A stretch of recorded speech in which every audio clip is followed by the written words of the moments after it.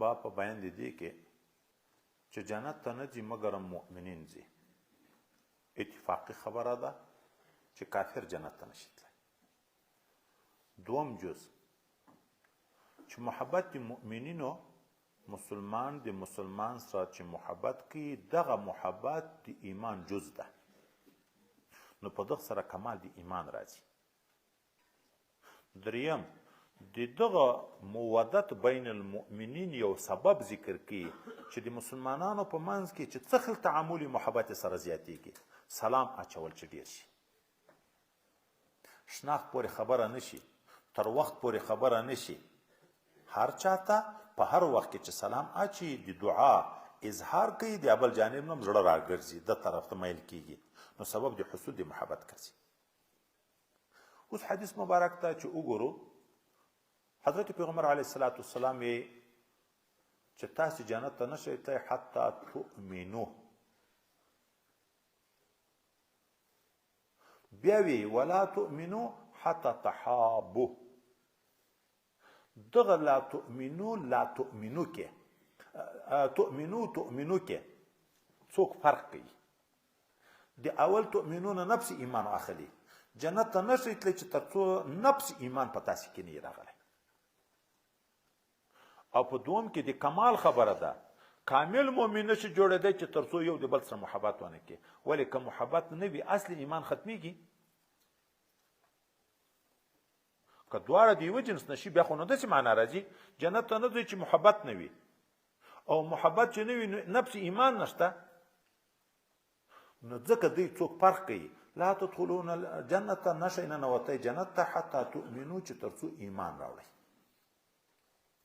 او ولا تؤمنو کامل مؤمن نشي جوړېدی، دلته به بیا د کمال لحاظ وسکې تر څو چې یو د بل سره محبت ونه کوي.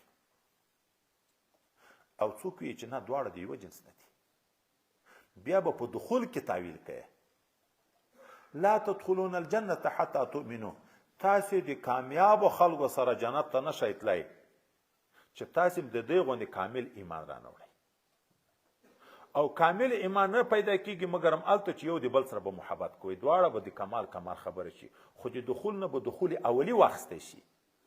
اول د فائزینو سره د کامیابو خلکو سره جنت ته تر څو نشي داخلېدلی چې ایمان مو کامل نه وي. اوس د کمال د ایمان یوه نمونه ذکر کوي. کمال خو په ټولو طاعاتو راځي، یوه جزیه ذکر کوي. کامل مؤمن نشي جوړېدی چې تر څو پورې تاسې په خپل منځ کې د اسلام په بنیاد یو د بل سره محبت ونه کوئ. دا د مسلمان سره محبت، دا صفت الله ته ډیر محبوب ده. او مسلمان چې د مسلمان سره حسد کوي الله په دغه سخت ناراضه کیږي.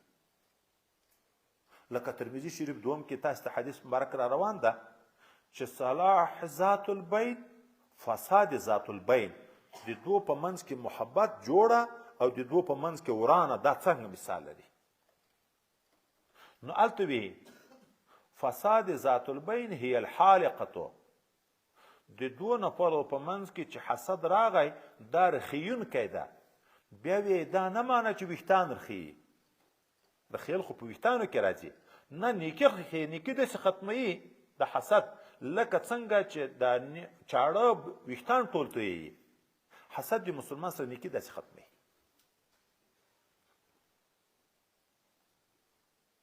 بل مثال کې چې حسد د انسان نیکي داسې خوري لکه اور چې لرګي سوځي ختموي. اوس نو خدای متعال موږ ته یو د بل په مابین کې د محبت د درس دپاره ویي چې انما المؤمنون اخوة، مسلمان ورونه د ورور سره محبت کوي که عداوت کوي. حضرت نبی علیه السلام یې چې بلکې مسلمانان داسې دي لکه یو وجود، په وجود کې اندامونه یو د بل دپاره محب دي که مبغض دي. داسې به محبت وي، خو د دین په بنیاد خبره شوه. موږ ته چې حسد روا ده د کافر د فاسق و فاجر، امر بالمعروف و نهی عن المنکر پرون ما مسلم کې ویلې، اول په ید، دوم په ژبه، دریم په زړه. په زړه کې څه معنا وه؟ خو چې فاسق و بدعمله د کافر وي که فاجر وي، د هر چا چې وي د سره به محبت ختمه. که محبت هم ختم نه کړي بیا خو ایمان نشته. ولې بیا خو د ده د ګناه نه د تا بد نه راځي، د ګناه نه چې بد نه راغله خو ګناه که حلاله ورته ولدی شوه، بیا څنګه ایمان په سړي کې پاتې شي؟ د فسق د وجه نه خو بد یشول دا خو بیا مامور به ده، دا خو نهی عن المنکر ده. نه لکه موږ عام خلک د دنیایي معاملاتو د وجه نه حسدونه سره کوي، د دین په خاطر نه. که لمونځ کوي که نه کوي خو د تعلق نه پرېږدي، که روژه نیسي که نیسي نه نیسي تعلق نه ورسره ختموي. دوست ده، قریب ده، تربور ده، بده خبر ده، بس پیغور نه ځان خلاصول وي تعلق نه ختموي. خو که بیا داسې و چې د یوې روپۍ تاوان یې ورکړو بیا نه ورورګلوي ته ګوري نه تربورګلوي ته ګوري نه بیا خپلوي ته ګوري. ما څه ورسره کړو ده څه راسره وکړه، بس لاړ ورورم سره، زوی پلارم سره خفه او تره ورارم سره خفه او تربورم سره خفه. هغه حسد دغه تاواني ده چې د دنیا د وجه نه یې کوي، د دین په خاطر خو روا ده. خو د دغه دیني محبت غوښتونکی د موږ نه الله تعالی ده چې یو د بل سره محبت کوئ. یوه طریقه پیغمبر علیه الصلاة والسلام دلته په دغه حدیث مبارک کې د سلام اچوله وښوه. ما لیدلي د ډېر وخت مرور خلک چې یو د عمل کړی ده چې په مخه سره ورغلي سلام یې ور اچولی، ابل دستي ورته شوی د سړی ماشي ورکړی. یوه چې سلام نفسې اچولی هغه بل د لیارې د بل اړخ نه دستي ورته راغلی لاس یې ورکړی. خدای پاک په د یوه سلام کې دومره حکمت یې ښی ده، د ډېر وخت حسد او هغه بغض د زړه خفګان یې په د یوه سلام الله ور ختم کړه که نه که ختم. بل ځای کې موږ تاسو ته حضرت نبی کریم صلی الله علیه وسلم د محبت د زیادت او د هغه ابیاري دوام هغه ملاقاتونه زیارتونه ښوولي دي. موږ تاسو ته دومره ترمذي کې دا راځي د چا سره چې محبت پیدا شو څو کاره وکړه. یو دی په خپل محبت خبر که چې د ما د خدای د رضا دپاره تا سره محبت ده. ولې کله تا د ده سره د خدای د رضا دپاره محبت وي دی په دغه نه یې پوی، د ده خیال ته بل څه ورځي چې یا تمه راته لري یا پلان یا پلان یو بل اغراض وي، د د طرف نه میل نه وي، بیا تا اخر زړه بیرته تر مړ کېږي که نه مړ کېږي، دا محبت بیا دوام نه پیدا کوي. نو علم ورکه خبر یې که چې ما د تا سره د خدای د رضا دپاره محبت ده، یو کار دا وکړه. دوم نوم یې زده که، د قوم او د ځای نوم یې زده که. ولې تا دوه ورونه طالبان ورونه دي په یو مدرسه کې سره اوسېږي، خو چې تعارف د قوم او د نام او د ځای رانغی چې څنګه د مدرسې نه سره جدا شو بس دستي هر څه ختم شو که نه شو ختم. خو چې رابط موجود وي نوم ځای ته که هغه د علاقې ته ورغلی پوښتنې ته یې ورشه بیرته به محبت سره تازه کېږي. دی چې د تا علاقې ته راغی د تا پوښتنې ته راغی بیرته به هغه محبت سره تازه کېږي. نوم یې زده که، هغه ځای نوم یې زده که. موږ خپل شاګردان یې خو د مجبوریت نه نوم نشو زده کولی ځکه حاضري خو نشو اخیستی، نوم نه کو زده. هغې علاقې ته تللي یو حیران چې اوس په زه په دا بازار کې په ما راغلی دي ژوب کې شپه را باندې راغله چې اوس په مسافرخانه کې زه شپه وکړم. دا مسافرخانې ژوند خو ډېر تریخ ده او سلګونه فارغین دي دغه ځای د موږ سره دي.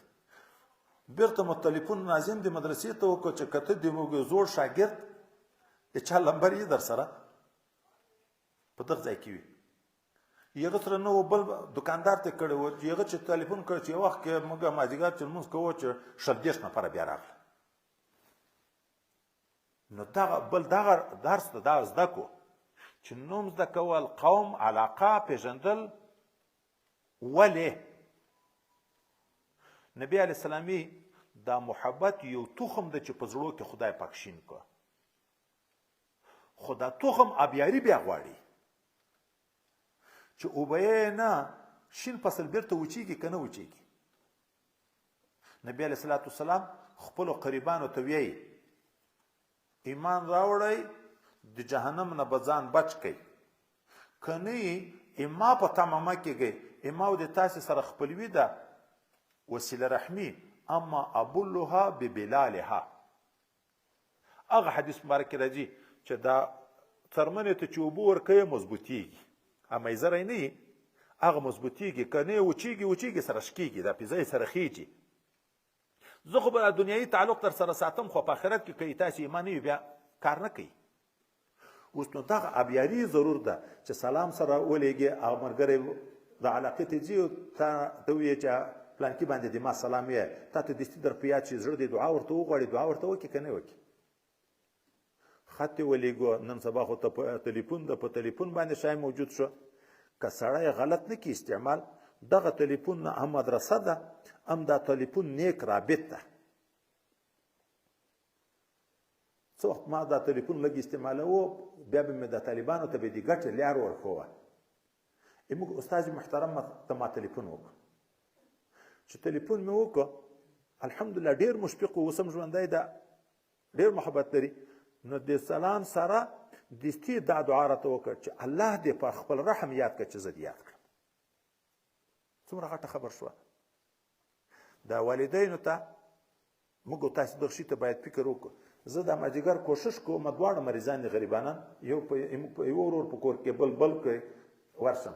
الحمدلله دا بیګا مې د ځان سره دا ویل چې خدای نعمت تعالی د دغه دعاو دپاره هم د موږ د مخې نظر مه لرې کوي چې دا ورشم والدینو ته. دا والد صاحب په سخت مرض کې دومره زړه خوشحاله شي، کوشش وکړي په تکلیف په کټ کې راجګ شي، اما چول وکړي شفقتاً. بیا چې بېرته دی راته ویي چې ورځه ته مصروفیات ډېر دي، خو دعا راته وکړي الحمدلله چې خدای دې د دنیا او د آخرت کامیابي نصیب کړه. څومره جامع دعا ده. یوه ورځ نه وم ورغلی، بله ورځ چې ما غاښ تکلیف لاړم ډاکټر ته، په دا سبا ورځ چې ورغلم چې ورننوتم وایي خندل، وایي که نه نه وای راغلی، ناغه کولی مې. مالې ولې؟ وایي پرون نه وی راغلی. ما زه ته عذر ورته ویلی چې پرون زه غاښ مې خوږېدو ډاکټر ته تللی وم.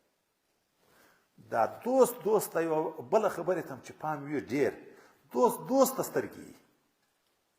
په پرتیو خلکو کې څوک چرت نه وایي. که ته مریض شم خپل دوست ته ملګري ته محب ته به د سترګې په خپلو قریب ته چې اوس دا پوښتنې ته راځي که نه راځي. که په تا مسکنت راغی د ده شفقت ته به انتظار کوې، که په تا خوشحالي راغله د ده مبارکبادي ته به انتظار کوې. اوس نو نبی علیه صلات وسلام د محبت د دوام دپاره موږ ته هغه طریقه هم ښوولې ده، په خپل محبت هم خبر که، دا هم ښوولې ده نوم یې زده که، وطن یې زده که چې د ابیاري تعلق وي. دا هم راته ښوولې ده چې یو د بل ملاقات سره ورځئ په تګ و راتګ. نقیب احمد صاحب د پنج کتاب هم ویلی ده برسېره حاشیه کې چې مصري لیکي مینه په تلو راتلو زیاتېږي، کله راځه کله به زه درځم مینه. احمدزي خلیفه مبارک قدس الله سره ته چا راته ویلي وایي څه ملایان راغلي وو، بیا خلیفه مبارک ته عذریه کلمات ویلې چې صاحب مصروفیات یې راتلی نه شو، کني محبت لرو. همدې دا موږ پښتني عذرونه نه بې ځایه عذرونه چې کېږي، محبت لرو خو مصروفیات ډېر دي راتلی نه شو. ته به داسې فکر نه کړې چې هغه ده ذاتي دا مصرۍ ورته ویلی مینه په تلو راتلو زیاتېږي، کله راځه کله به زه درځم. بیا هغه ملا وایي ورته ویلی سپین ږیری ملا په د ملایانو په نمایندګي ورغږېده چې صاحب د موږ د طرف نه خو به تقصیرات ډېر وي، خو ته خو د خدای ولی یې، ته به مې نه یېروې. که موږ نه راځو اخلاص او شایع لرو په زړو کې، خو که نه راتلم ته به مې نه یېروې. د دستي بله مصرۍ ورته ویلې که راته ګورې درته ګورم، که راته نه ګورې پروا دې نه لرم. بیا یې ذاتي آیات ورته ویلې. الله تعالی وی فذکرونی اذکرکم. تر خدای پاک نه مهربان ذات شته، رحیم او کریم ذات شته. هغه هم شرط کړه زه دې هلته یادوم چې ته مې یادوې. دغه ځای په موږ کې نشته. د استاد نه شفقت غواړو موږ وفا نه لرو، د پیر نه شفقت غواړو موږ وفا نه لرو، د والدینو نه شفقت غواړو موږ وفا نه لرو.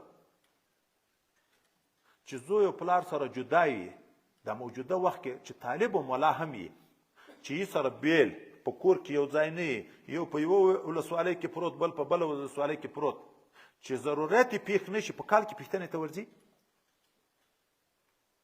اما چې خپلې ښځې ته په جمعه کې ورتلی شي، د مدرسې نه سبق قضا کوي، هره جمعه ورځي که نه ورځي؟ پلار ته په میاشتو نه ورځي، مور ته په میاشتو نه ورځي، چې کلونه تیر شي نه ورځي. دغه طالب په طالبي کې 5 کاله 6 کاله مسلسله مسافري کوي، مور او پلار یې ورته سترګې چې اوس به راځي اوس به راځي، هلته دی نه ځي. خو چې کله دا بله بلبله پیدا کړي بیا بیا چوټۍ هم استخارې برابرې په مازدیګر کې هم برابره شي، هر وخت کې بیا بیا منډې وهي. دا بله طریقه نبي کریم صلی الله علیه وسلم د محبت زیادت کوي. تهادو تحابو، یو بل ته تحفې ورکوئ یا یې سره لیږئ، محبت په زیاتېږي. دا رسول الله صلی الله علیه وسلم موږ ته درس راکوي، دی خو محتاج نه ده که نه. په امت باندې رسول الله چې څومره مهربانه ده، مهربانه یو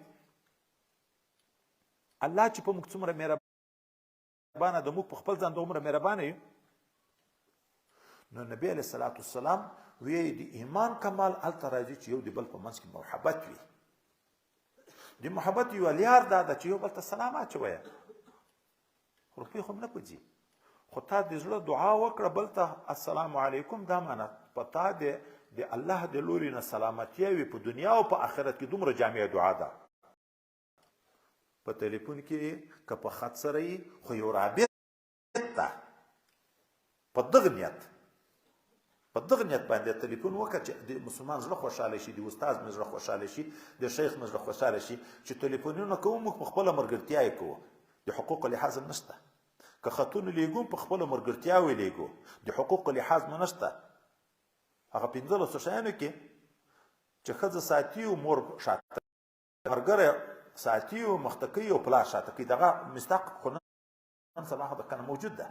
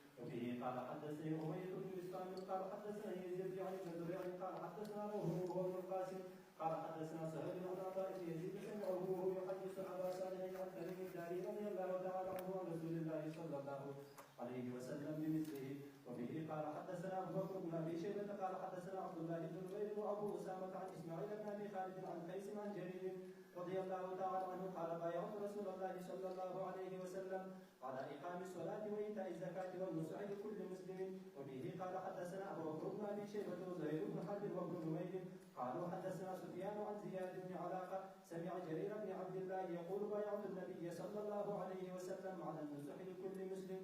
وبه قال حدثنا سعيد بن يونس ويعقوب الدولقي قال حدثنا هشيم عن سيار عن الشعبي عن جرير رضي الله تعالى عنه قال بايعت النبي صلى الله عليه وسلم على السمع والطاعة فرقنني فيما استطعت والنصح لكل مسلم. قال يعقوب في روايته قال حدثنا سيار. با په بیان دي کې چې دین نصیحت، الدین النصیحه،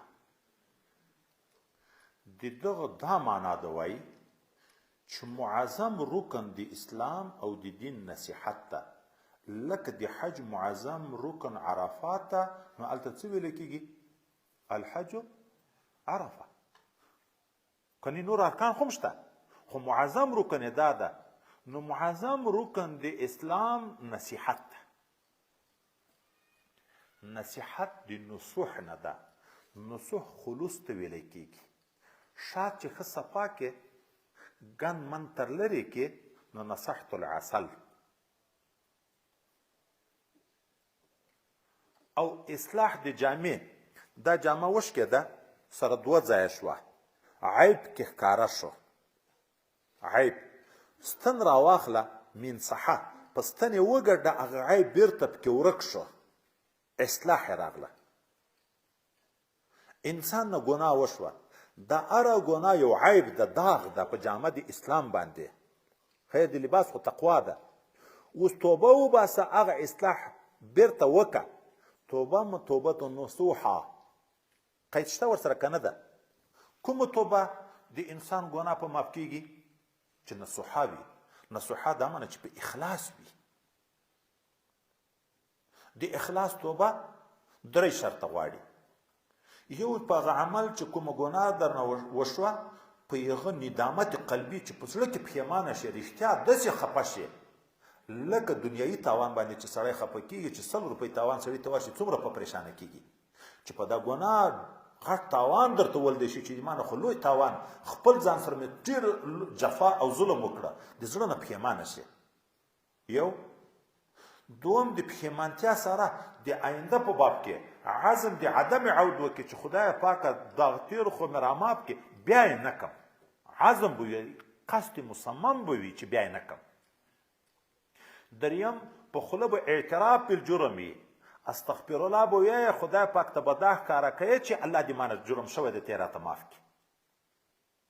دا 3 شرطه چې موجود شي دغه ته توبه نصوحه ویل کېږي. دا د اخلاص توبه باندې الله دومره راضي کېږي لکه په چولي بیابان کې چې د سړي نه هغه اوښ چې دی سپرتیا په کوي، خوراک چې کاک سامان هم وي ورسره، او د ونې لاندې دی ویده شي چې راویښ شي اوښ تر ورک وي، پسې وګرځي یقیني شي چې مرګ یقیني شو اوس، ځکه کور کلی آبادي شی نشته چې یا اوبه پیدا کړي یا خوراک پیدا کړي، بیرته راشي د هغې ونې لاندې ویده شي چې 2 وارې راویښ شي اوښ راغلی دلته ولاړې، په دغه اوښ باندې د ده یقین شو د مرګ نه بد شو، نو ځکه دومره خوشحاله شي چې ډېره خوشحالۍ نه په خوله کې خطا شي. د مشکات شریف روایت هم کو په یاد دي چې الله رښتیا چې زه د خدای یم ته مې بنده یې، د خوشحالۍ نه خطا شي.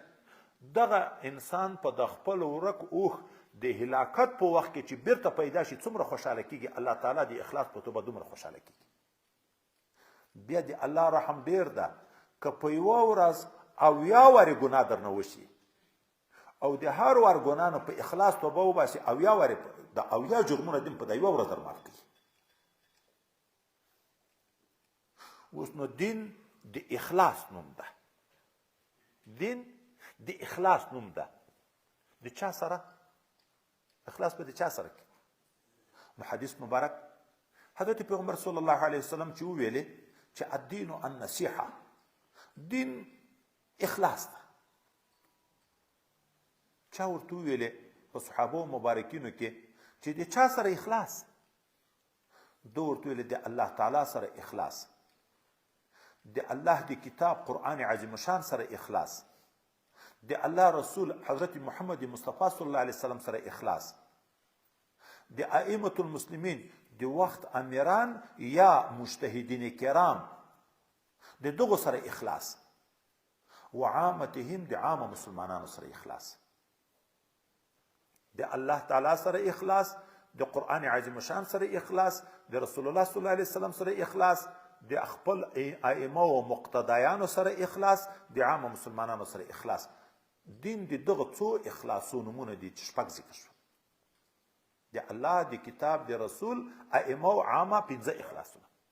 دین د دغه سره د اخلاص نوم ده.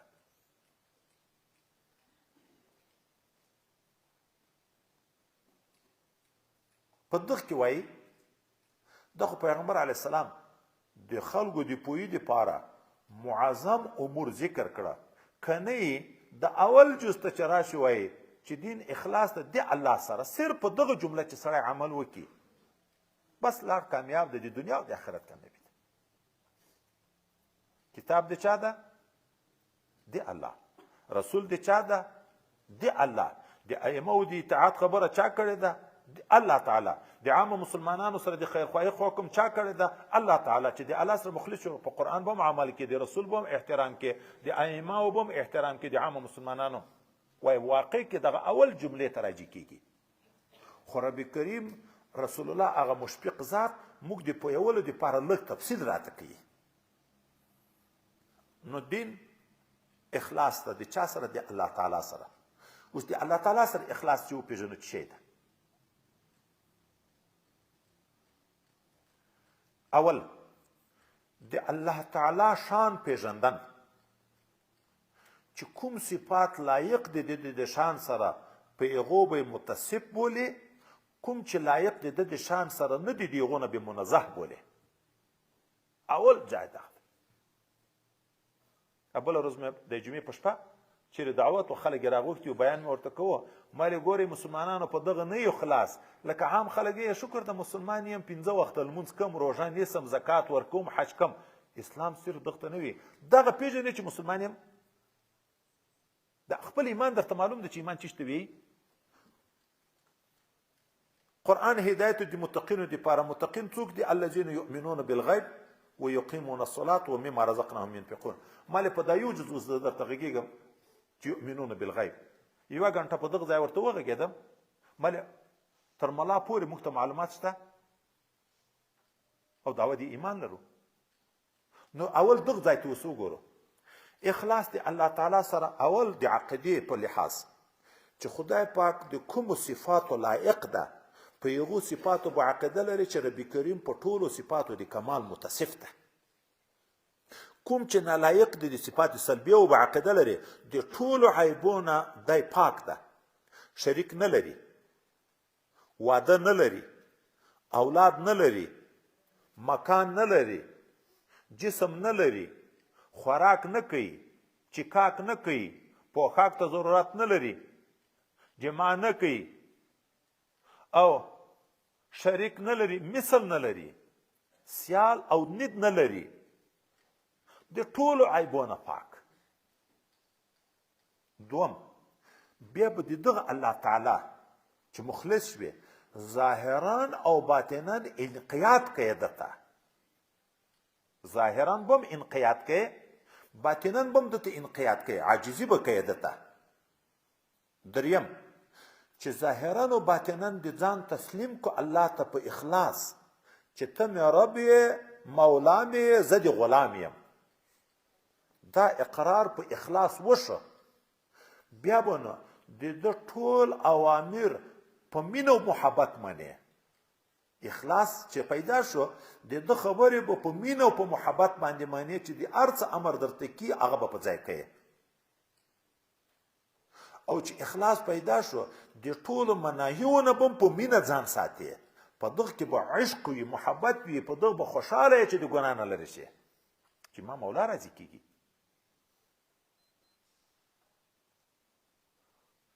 عقیده به اصلاح کې ظاهرا او باطنا به ده ته تسلیم کې ځان د ده ټول اوامر به په مینه په محبت باندې په ځان عملي کوي. د ټولو نواهیونه به د ده د رضا دپاره په مینه او محبت ځان ساتي.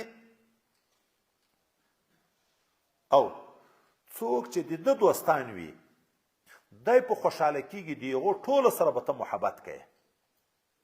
چې څوک د ده دښمنان وي د هغو ټولو سره به دښمني کوي.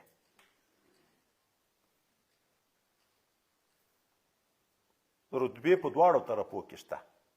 څومره چې ډېر دوسته انبیا دي، صحابه، اولیاء، علما، سلسله په سلسله، د هغو سره به ډېر محبت کوي. نفس مؤمن سره به محبت کوي. نفس مؤمن د ایمان په خاطر. بیا د بل جانب کې دغه خپل رتبې دي. کافر څومره دښمن ده د هغه سره به څومره دښمني کوي. وژنې به یې چې ورور دې در مړ کړي، وژنې یې چې د خدای دین مړ کوي، نه یې وژنې.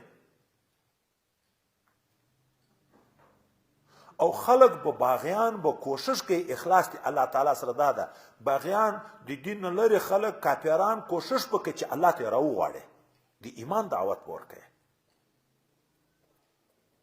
چې اخلاص د الله سره موجود شو خلق به الله ته رابولي، د اسلام طرف ته به دعوت ورکوي. دوم، دین اخلاص ده د کتاب د الله تعالی سره، د قرآن عظیم شان سره. د قرآن عظیم شان سره اخلاص څه معنا ده؟ اول په قرآن ایمان چې دا د الله تعالی کلام ده، د رب کریم د طرف نه راغلی، یو حرف هم چا نه زیادت کې کړی نه نقصان کې کړی. دوم، اخلاص دغه قرآن عظیم شان سره دا ده چې بیا به الفاظ د قرآن عظیم شان زده کوي. دریم، اخلاص دغه قرآن عظیم شان سره دا ده چې تلاوت به د تجوید په قانون په صحیح طریقه کوي. څلورم، اخلاص د قرآن عظیم شان سره دا ده چې په معاناو د قرآن به ځان خبره یې علم به یې کې چې الله دې موږ نه څه غوښتي دي. پنځم اخلاص د قرآن عظیم شان سره دا ده چې بیا به په احکامو په مینه عمل کې چې قرآن کې کوم احکام ذکر شوي دي خو د الله کلام ده، د الله اوامر دي، د الله تعالی مناهي دي، بیا به په هغو باندې عمل کوي. شپږم اخلاص د قرآن عظیم شان سره دا ده چې چا غلط تحریفونه پکې کړي دي، تاویلات غلط پکې کړي دي، د معنا په لحاظ خو تحریف کې کړی شي، په لفظ کې څوک نشي کړی، هغه غلط تاویلونه به دفاع کوي، بیرته به لرې کوي، په صحیح طریقه باندې به تفسیر د قرآن خلکو ته رسي، معنا د قرآن به خلکو ته رسي، هغه غلط تاویلونه به بیرته ته لرې کوي.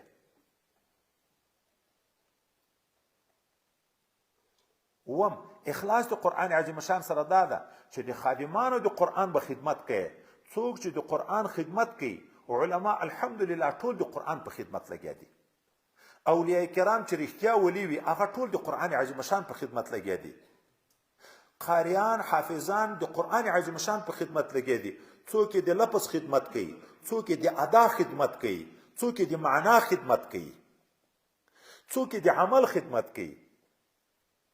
حافظان د لفظ د قرآن خدمت کوي، مجودین قاریان د ادا د خدمت کوي، علما د قرآن د معنا خدمت کوي، اولیاء د قرآن د عمل خدمت کوي چې د عمل په قرآن درته اسانه شي. اخلاص د قرآن سره دا ده چې بیا به د دغو خلکو ته خدمت کوي په ځان په مال، په ځان په مال.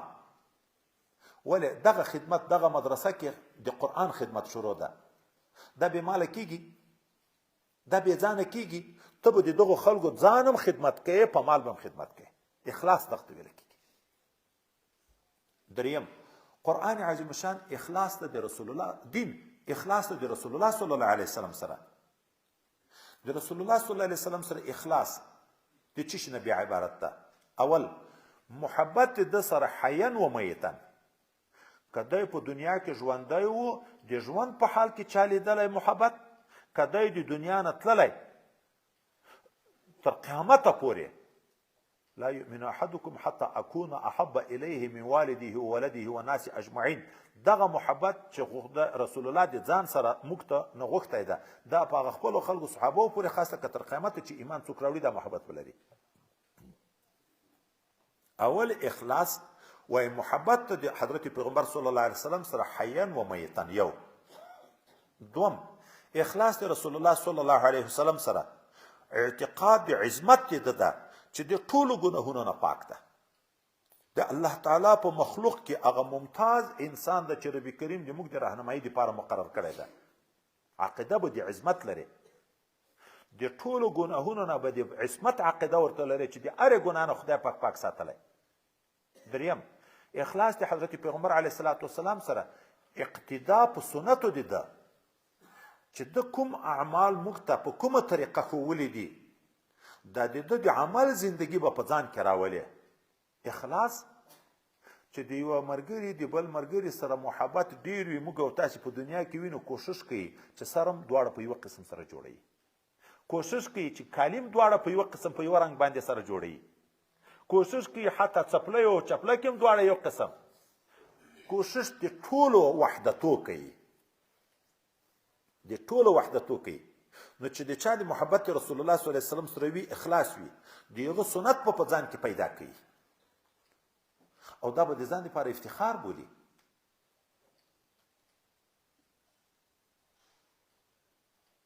حضرت عمر فاروق شام ته ځي، د خپلو ګورنرانو والیانو په تعقیب چې به ګرځېده، د میاشتې مزل یې کړی، کالي یې ډبل دي، جګه کالي دي، په لیارې ښې خولې شوي دي، ګردونه دي، خیرن دي. د یغ ځای چې کوم د ده والي ده چې حضرت عمر را روان ده، تیارې پاسته کالي د یغه ځای ورته کړي دي نرم.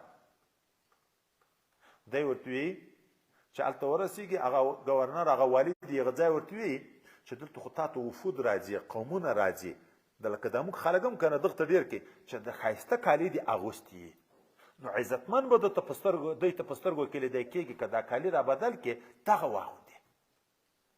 دی ورته جواب کې څه وایي؟ وایي ما ته چې کوم عزت په اتباع د سنت د رسول الله کې د هغه بس ده په کالیو عزت زه نه غواړم دا ما کالي ښه دي خوله ښه وچوي ډبل دي خوله ښه وچوي بیا هغه ورته ویلې چې ښه رایه که چې درته پرېمینځم وایي هو مینځلو ته به یې درکړم ځکه صفایي خو هم شریعت حکم ده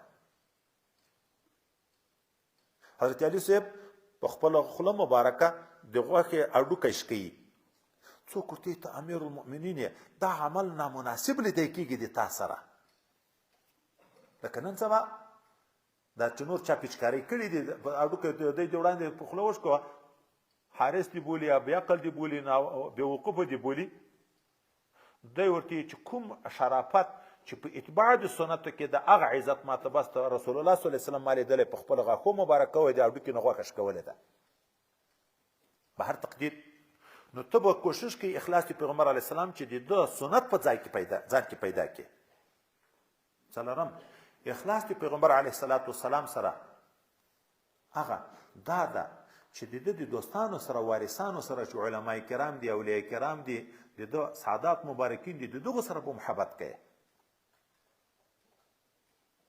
او پنځم د ده د هغه راوړي دین به خدمت کوي چې کوم سنت د موږ ته پرېښي دي د هغه به احیا کوي که خلکو مړه کړي یم بېرته به کوشش کوي چې په خلکو کې او دومره په خوشحاله کېږي چې نبي کریم صلی الله علیه وسلم من احیا سنتي عند فساد امتي فله اجر 100 شهید څوک چې د ما یو سنت ژوندی کړي دا ژوند هلته ګورې په ټول قوم کې یو رواج جوړ شوی ده چې سنت پاتې شوی ته کوشش وکړې په خلکو کې سر یې ورخلاص کړي دا سنت بیرته خدای ژوندی کړي دومره ثواب الله ورکوي لکه 100 کسان چې په ځان په دین قربان کړي شهیدان شي دا شهید ته مقام د شهادت باندې ثواب ولې ده خو د دین احیا کوي که په دغه نیت نه جنګېږي بیا شهید ورته ویلی کېږي خو د دین د ژوند دپاره چې دین ژوندی شي ته په ژوند دین ژوندی که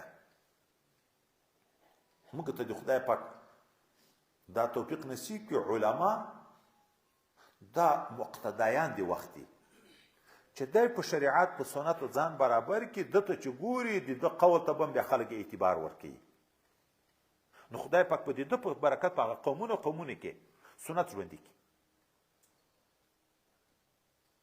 او څلورم ایمان اخلاص ته د ائمة المسلمینو سره په دغه کې وایي دوه احتماله دي ځکه مخکې موږ تاسې اولو الامر کې دواړه احتماله ذکر کړي وو که د ائمو نه د وخت پاچایان واخیستی شي د خپل پاچا سره د چې یو وارې بیعت وکړه د ده پاچایي دې قبوله کړه اوس به اخلاص کوي اوس نو اخلاص څه شي ته ویلی کېږي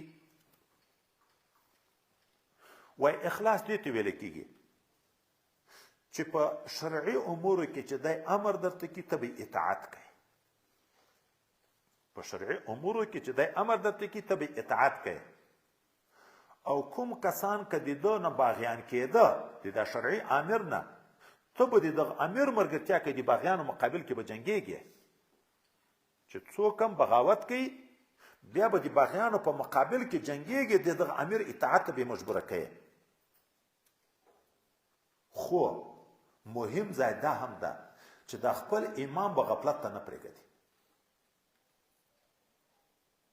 کله یو څوک په قدرت کې چې راغی د خلکو د ډېر تعلق د وجې نه دغه مسؤلین د کتاب نه لرې کېږي کتاب نشي کتلی دا د علماو د مجلس نه لرې کېږي علماو د مجلس کې بیا نه وي د اولیاو د مجلس نه لرې کېږي دوی په دنیایي اعزاز کې دننه بنديږي انسان عاجز ده بیا نو طبعا نفسي خواهشات په غالبه کېږي موټر پیدا شو بډیګارد پیدا شو روپۍ ډېرې شوې نو دلته نفس شیطان کوشش کوي د دغه امیر د غفلت نو کله کله د خپل نفسي خواهشاتو په بنیاد داسې حکم صادر کړي چې د ټول ملت سره ظلم وي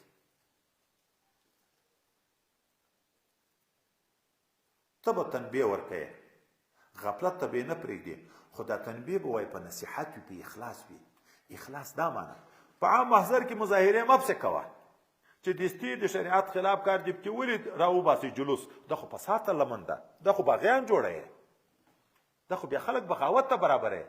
نه، دا ده په پټه تنبیه ورکړه چې صاحب دغه حکم د شریعت خلاف ده، په دغه کې دغه نقصان ده، په دغه کې دغه نقصان ده.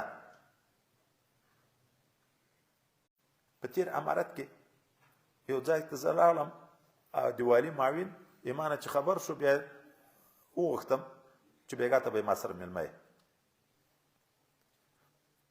نو طبعا میلمستیا کې څه تکلف و، ښه خوراکونه او ښې میوې او ښه شی و.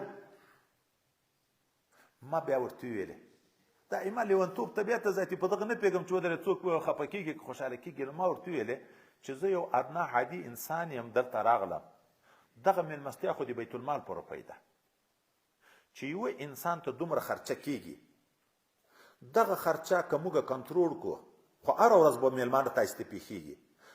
تاسې سره په دغه لیار کې چې جنګېږي کوم ملګري شهیدان شوي دي، یتیمان یې پاتې دي که نه دي پاتې، کونډې یې پاتې دي که نه دي پاتې، دا خرچه چې په دا جوړ ځوان سړي باندې کوي خو په کونډه او په یتیم یې وکوي. دا خرچه چې په دغه باندې کوئ خو په ملت کې مظلوم خلک دي، مسکینان خلک دي، د دغو سره کومک وکړئ. دا چې په دغو لګوئ خو ملت حق در باندې لري، سړک ورته جوړ کړئ، یو اشرفخانه ورته جوړه کړئ. خو دغه د آمدن ذریعه ده که نه؟ آمدن کنټرول کړئ، خرچه کنټرول کړئ. خرچه کنټرول کړه، په کنټرول خرچه کې په میاشت کې چې څومره په دا بې ځایه خرچې کېږي چې را کنټرول شي، یو کار به وشي، ملت هم خوشحاله. بیا دغه سړي تا خبره ډېر خوند ورکړ، زیاتې راته قسم راواچوه چې ته به په میاشت کې یو وار یا دوه وارې که نه په دوه درې میاشتو کې خو به یو وارې خامخا راځې. ځکه تر اوسه پورې موږ ته داسې وینا چا نه وه کړې. دا نور مولي صاحبان یا بعضې ملاقاتیان خو چې راځي موږ صفت کوي چې بس خو تاسې یو داسې کارونه مو وکړه چې جنت ته بس بل شی نشته، هغه د موږ عیب نه راښیي. نو دوی خپله دا ویلې ګورې وایي موږ خو اوس د قدرت په هوس کې راغلي یو، موټران پیدا شوه، بډیګارډ پیدا شوه، اروپیو باندې راغلو. که موږ څوک پوه نه کړي خپل عیب موږ نه وینو. نو نصیحت خپله ائمه سره د مشرانو ته خبر د فساد په نیت نه. فساد ما درته ویلې هغه ده چې په مظاهرې پسې کوې، په بازارو کې پسې غږېږي. اخلاص دا ده چې مخامخ په مجلس کې ورته ووایې، او هغه هم باید په دې پوه شي چې دا د ما مخالف نه ده، د ما خیرخوا ده. ولې که مخالف وی خو د باندې به راپسې غږېدو. دا چې ما ته د ما عیب مخامخ راښیي، دا د ما تر ټولو نه زیات خیرخوا ده. ایو پاچا په باب کې چې علما یې د وخت راغوښتي وو، بیا د ځان په باب کې پوښتنه کړه، نور ټول صفت کو. ایو عالم ته چې راته څه ویې؟ ده ورته ویلې ما مه غږوه، خو کلک یې کړه، ورته ویلې ته لوی ظالم یې، بیت المال ټکس په غلطه اخلي، خرچې په غلطه باندې کوي.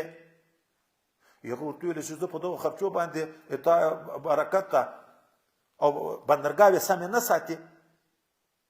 وایي ته چې دلته ژوند کوم د دغو ایما د امنیت او د دغو هغه ده برکت ته.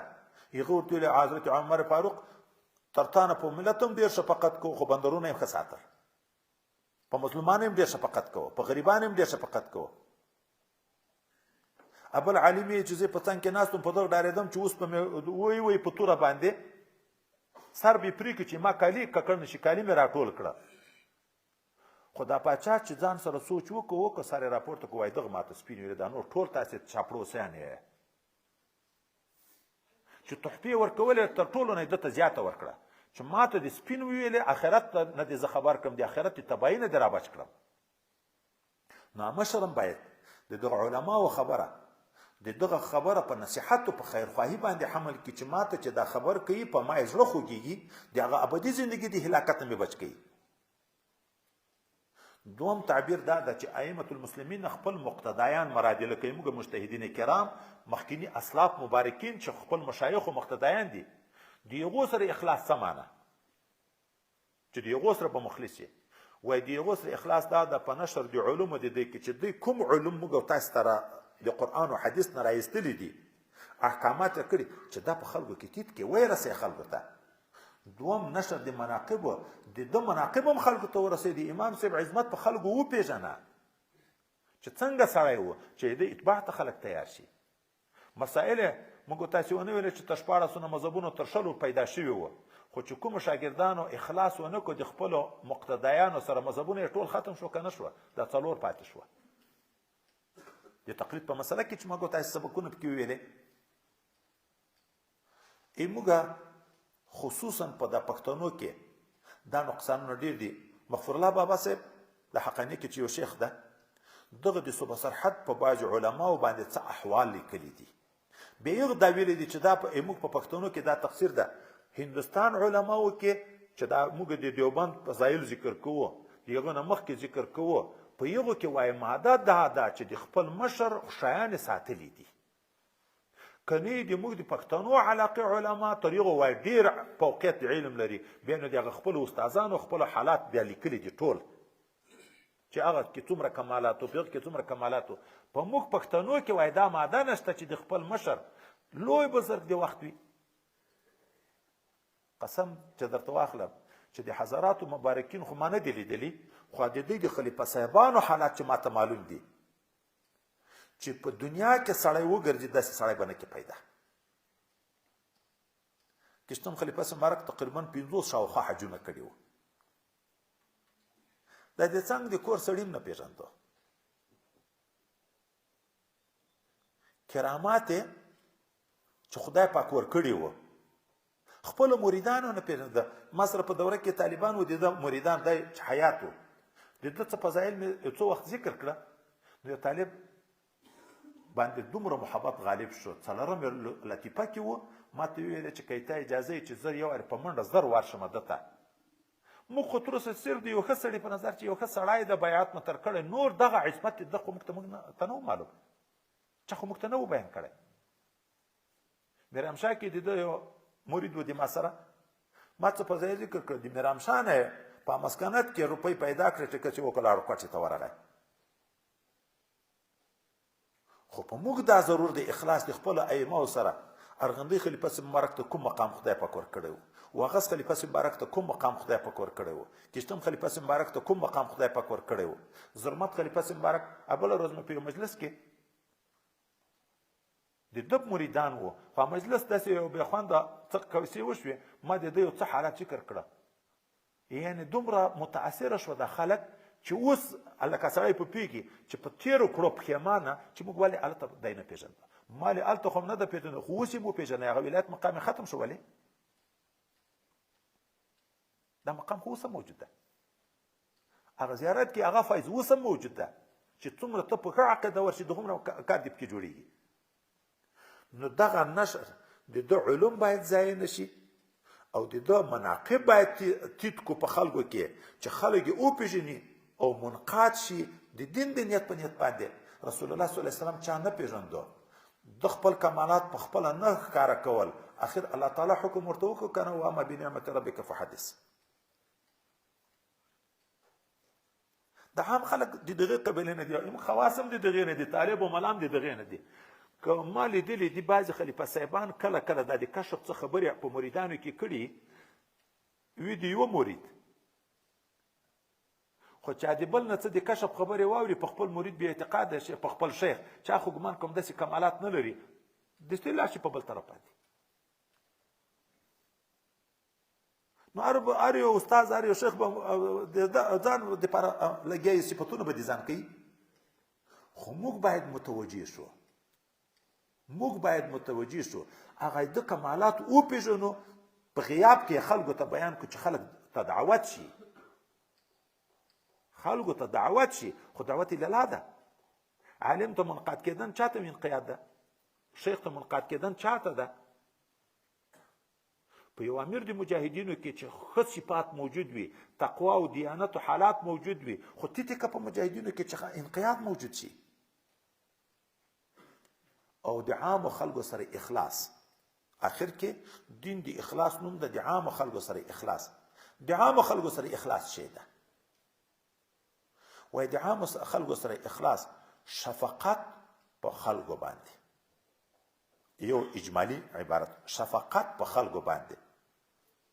دوم د دغه تفصیل د دغه خلکو دینی تربیه چې هغه دی ډېر ورته مجبور ده په هغې دیني خبر که دی خو نه پیږي، اولاد نه پیږي خو ته به نصیحت ورته کوي، عوام به نه پیږي خو ته مولوي صاحب د جومات امام نصیحت ورته کوه، د جمعې خطیب په خطبه کې نصیحت ورته کوه، د دین فضیلت ورته ذکر کوه، منقبت ذکر کوه، د الله عظمت ورته ذکر کوه، د رسول الله ورته ذکر کوه، د قرآن عظیم شان ورته ذکر کوه، د خپل ائمه ورته ذکر کوه.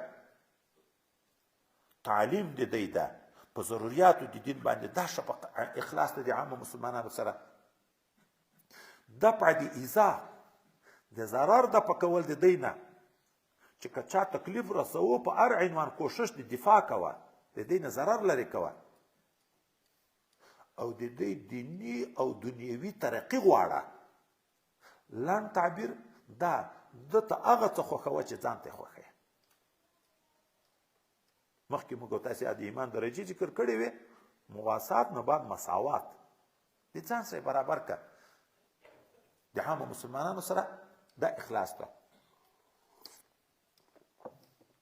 او چې په دغه کې سړی فکر وکړي حقوق الله پاتې شو که حقوق العباد پاتې شو یو شی، یو حدیث ده چې په دا یو حدیث عمل وکړي په ټول دین عمل. موږ تاسې مخکې ویلي وو یو ځای کې چې 3 حدیثو چې عمل وشي لکه په ټول دین عمل، چا ویلي وو چې په 4 حدیثو چې عمل وشي په ټول دین، خو د دغه حدیث مبارک په باب کې راځي چې صرف په دغه یو حدیث باندې عمل وشي دا په ټول دین، بلکې ویلي دي چې د اوله جمله باندې چې د الله تعالی سره مخلص شوې بس اتي چې الله دې وپېژنو د دې غسر مخلص شوې، خو د رسول بم درته ویلي دي چې ما رسول ده د کتاب نازل کړی ده، د دې ائمه او د علماو د اطاعت حکم راته کړی ده، د په عامه خلکو د شفقت حکم راته کړی ده، د یوه الله سره چې مخلص شو دا په ټول دین باندې عمل ده.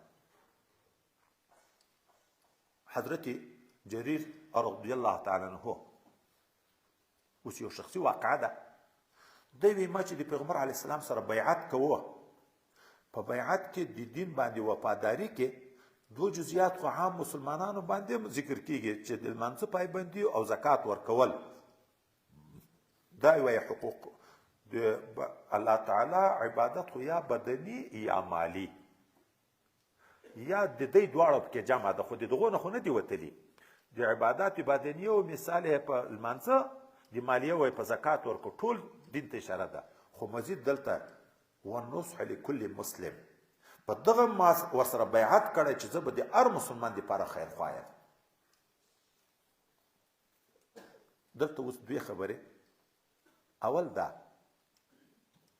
که یو شیخ یو پیر چاته بیعت کې لږ تفریقه وکړي، یو چاته بعضې شیان ذکر کړي یا بل ته یې نه ذکر کوي، وایي دا به د ده د فراست خبره وي، د یو د سړي د شان. نبي علیه السلام هر سړي ته د ده د شان موافق جواب ورکوه که یې نه ورکوه. نو داسې نه چې یو ته یې دا شی اجازه وکړه ما ته یې ولې نه کړي، دستي ګیلمن کېږي. خو یو څه به په هغه کې وي. یو دومه خبر دا ده چې بیعت چې سړی وکړي په بیعت په وفاداري کې، ځکه وعده ده، تعهد ده. حضرت جریر رضی الله عنه چې په بیعت کې د خیرخواهي په ځای بیعت وکړه، دا که موږ په الفاظو کې ویلي که نه یې ویلي، موږ ته خو یې دین نصیحت ته خیرخواهي ده. خیرخواهي خو به ته کیه کوې، چا سره دې بیعت کړی که دې نه ده کړی، د مسلمان سره به خیرخواهي که به نه یې. اوس د ده د خیرخواهي یو 2 مثالونه زه ذکر کوم. د ده یو آس ته ضرورت و، څوک یې ولېږل چې بازار کې زما دپاره یو آس واخله. هغه آس واخیست، ډېر ښه آس، په 300 درهمه باندې. هغه سړی د آس سره راوست، ده ته چې دغه آس مې د ده نه په 300 روپۍ د تا دپاره واخیست، ورکه روپۍ. ده چې آس ته وکته چې آس ډېر ښه آس ده، نو هغه سړي ته د آس مالک ته ویې د تا آس تر 300 جګ ارځي، 400 به درکړم، نه 500 به درکړم، نه 600 به درکړم، نه 700 به درکړم، نه 800 به درکړم. اخر یې 800 روپۍ ورکړې. کړې سودا په 300 او د ځان یې 500 نورې پسې ورکړې 800. کله چې سړي ته یې روپۍ ورکړې، آس ده راواخیست، چا ورته ویلې ولې خو څومره تاوان دې وکړو خو ګټه 300 روپۍ آس و 500 دې د ځانه تاوان ولې کړې وچ په وچه ده ورته ویلې ما د پیغمبر علیه السلام سره بیعت کړی چې زه به د مسلمان سره خیرخوا یم دا مسلمان غریب ساده و د آس قیمت یې نه پېژندو که دا آس دې ما وی تر 800 مې په کم نه خرڅوه نو د ده نه مې ځکه په 800 واخیست چې د 1,00,000 روپیو شی نن سبا دور کې موږ او تاسې د یو ساده سړي نه په 1000 روپۍ اخیستی شو اخلو یې که نه اخلو خپل د 1000 روپۍ شی په یو ساده سړي چې په 1,00,000 خرڅوی شو خرڅوو یې که نه خرڅوو خو په نصیحت خیرخواهي نشته ما درته مخکې ویلې چې خلک یې چې خو مسلمان یم شکر ده ذاتي نور په ده په اسلام ځان نه خبرې چې اسلام څه شي ته ویایي دوم حضرت جریر رضی الله عنه چې د چا سره به سودا وکړه اوس مثلا دا سودا وي مشته شی جنس په جنس بدلول دا څادر یغه نه څادر واخله سودا به چې وشوه د سودا نه بعد بیا یغه سړي ته ویلې ګوره هغه د تا شی ما ته تر خپل شي ښه ولیدی شو ځکه مې درنه واخیست اوس هم د تا خوښه که بیرته پښیمانه یې در کومه پوی به یم کو چې ګوره ما چې دا څادر د تا سره بدلوو دا تا څادر ما ته تر خپل څادر ښه ولیدی شو نو که ته نه پوهېدې پوی مې کړې که بیرته غواړې بیرته یې اوس در کوم په خوشحال طبیعت دریمه یو واقعه په بل ځای کې راځي د حضرت عمر فاروق رضی الله عنه په دور خلافت کې ده خو په آخر وخت کې ایمان راوړی و د حضرت عمر فاروق رضی الله عنه په دور خلافت کې په مجلس کې ناست چند کسان دي د لمانځه وخت نږدې ده څه بدبویي محسوسه شوه چې د چا د بدن نه څه هوا ووته بې صوته دا هوا چې ووته بې صوته خو بوی باندې خلک پوه شو سړی خو نه شو ورته معلوم چې دا هوا د چا نه ووته هلته وخت لمانځه ده او عربو کې هم لکه موږ پښتانه په ده خبره ډېر شرمېږي چې د بدن نه هوا وځي حضرت عمر صاحب پوه شو چې اوس دغه سړی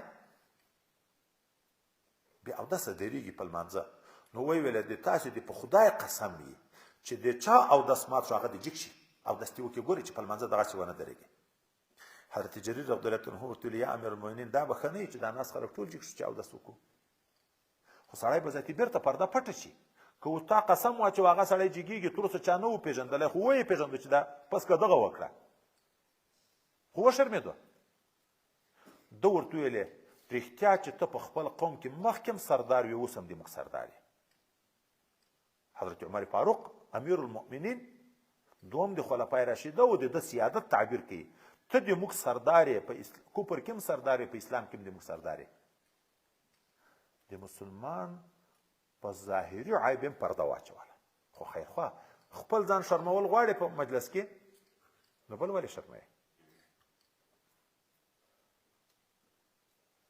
مخکې مو یو بل مثال د بل عالم ذکر کړی و چې کور کې شکایت وکړه چې ما په کور کې موږکان ډېر شوه چا ورته ویله خو پیشو راوله کور ته ده ورته ویله پیغه خو زه هم پیږم خو په دغه ډارېږم چې که زه پیشو کور ته راولم دا پیشو ومونګېږي موږکان به د ما د کور نه د همسایه کور ته لاړ شي بیا خو د مسلمان همسایه سره خیرخواهي نه شوه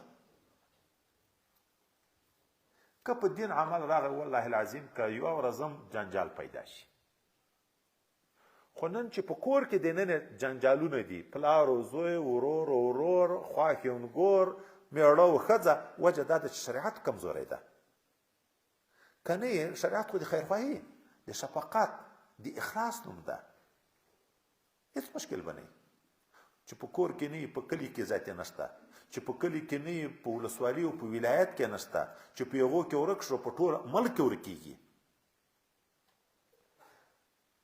نو یو حدیث مبارک ده خو اوتیتو جوامع الکلم ما ته خدای جوامع الکلم را کړي پیغمبر علیه السلام یې وایي که په دغه یو حدیث عمل وشي دا په ټول دین باندې عمل ده او موږ دپاره د ټول عمر دپاره بس ده یو بس اخلاص په ځان کې پیدا کړه دا شریعت 3 جزه ده علم اول به دا ټول شیان پیژني حقوق الله او حقوق العباد علم ټول به پیژني دوم به عمل ده په دغه ټولو به عمل کوي دریم اخلاص ده چې دغه علم کې په عمل کې به مخلص یې. طریقت او شریعت سره جدا نه دي. طریقت کله تعبیر کېږي حقیقت، دا دواړه خادمان دي دغه دریم جز دي د شریعت چې اخلاص ده. چې ته عمل په شریعت په ښه کوشش شروع کې په اخلاص، نو دا اخلاص پیدا کېږي بیا ان تعبد الله کأنک تراه ته سړی رسېږي چې دغه ته ورسېږي حقیقت پیدا شو. خو په شریعت عمل وکړو بیا حقیقت پیدا شو. طریقت او حقیقت خو ګوښې نه دي د شریعت نه. د شریعت دغه دریم جز دی اخلاص، خدمت وکړه چې کامل اخلاص پیدا شو، الله به د حکمت منابع د تا په ژبه جاری کړي.